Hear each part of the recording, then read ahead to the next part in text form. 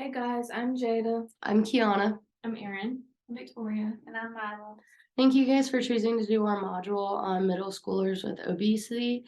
The way it's laid out is that there are 3 sections, and after each section, there's going to be some sort of discussion or quiz checkpoint, just kind of going over what you just learned. At the very end, there is an end quiz that's cumulative, as well as a course evaluation that we'd love for you to fill out. And then we also attached a handout from AOTA about childhood obesity.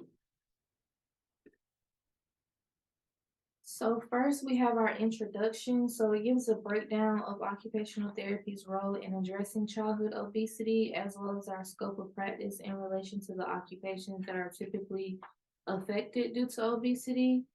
It also involves the different services that we offer in order to address this issue. And the overall purpose of this course is to provide information to school staff members as well as parents on the distinct value of OT in regards to health and wellness in middle school students. Next, we have our actual learning objectives. We have 4 learning objectives. The first one is to be knowledgeable about the factors that contribute to the development of obesity. We have to be knowledgeable of how the child's social and emotional function can be associated with obesity, as well as occupational therapy's role in treating obesity. And our last learning objective was Advocate. ways to advocate and provide education in the school system to address childhood obesity. So the first checkpoint talks about the learning objectives that we just discussed. Next, we have the prevalence of obesity in middle school students. So it goes into detail of the statistics of childhood obesity in the Richland County School District, as well as the disadvantages and social economic backgrounds pertaining to obesity. And down below, we have different resources that are open for the home environment when it comes to the parents as well as the school administration, and just ways to prevent childhood obesity.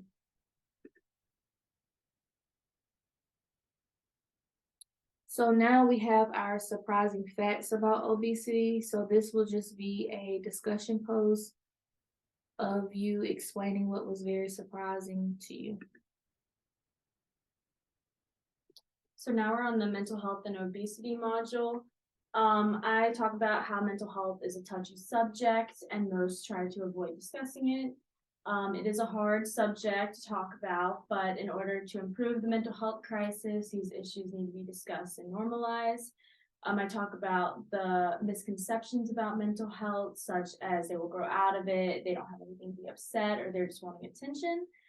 Depression, anxiety, and behavioral disorders are among the leading causes of illness and disabilities in adolescents, with suicide following closely behind at number 4.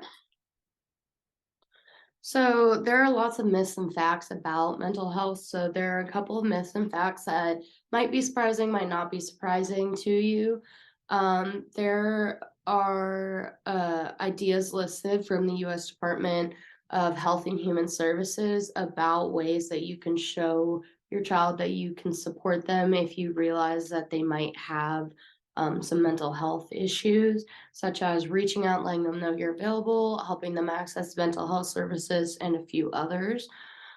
There are a bunch of different mental health diagnoses out there in the world in general, but specifically the University of Calgary did a study where they looked at a whole bunch of different studies to try and find a common theme about mental health disorders in children with obesity. And they found that these were the reoccurring issues that was found in multiple studies over and over again. So these are very common ones that would be found alongside a diagnosis of obesity. There are several signs that you can be on the lookout for as well that are listed here. And then at the very bottom, we listed a whole bunch of mental health resources as well as videos talking about the mental health in children. And then this is just our checkpoint for the mental health and obesity portion.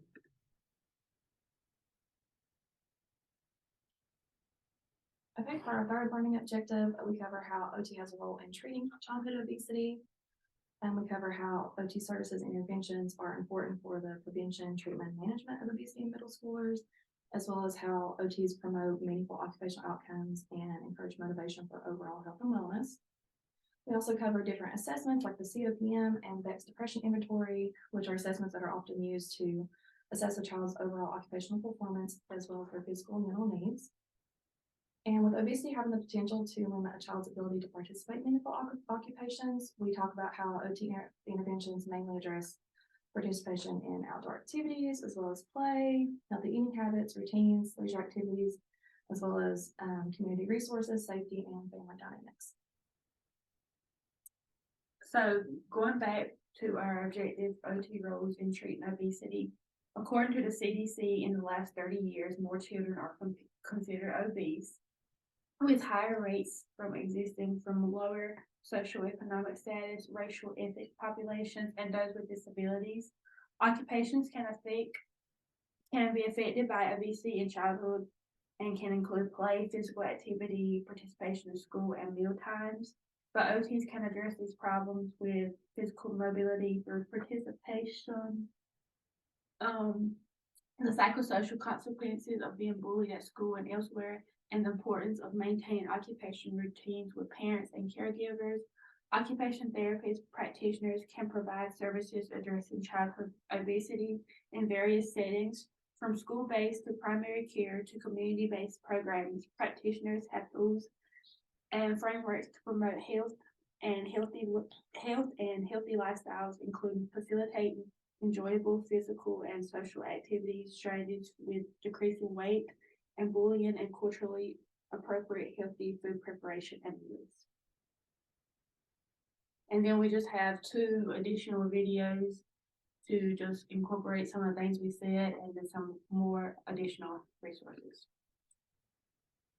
And then there is another checkpoint. So in conclusion, you've learned hopefully a lot through that by the time you get to this about what childhood obesity is, the impact it has here in Richland County, the mental health aspect of it, and then how occupational therapy can help those diagnosed with it. Here is our cumulative end quiz. And then here is the link to the eval. It's completely anonymous, so feel free to be honest. And then this is our childhood obesity handout from AOTA.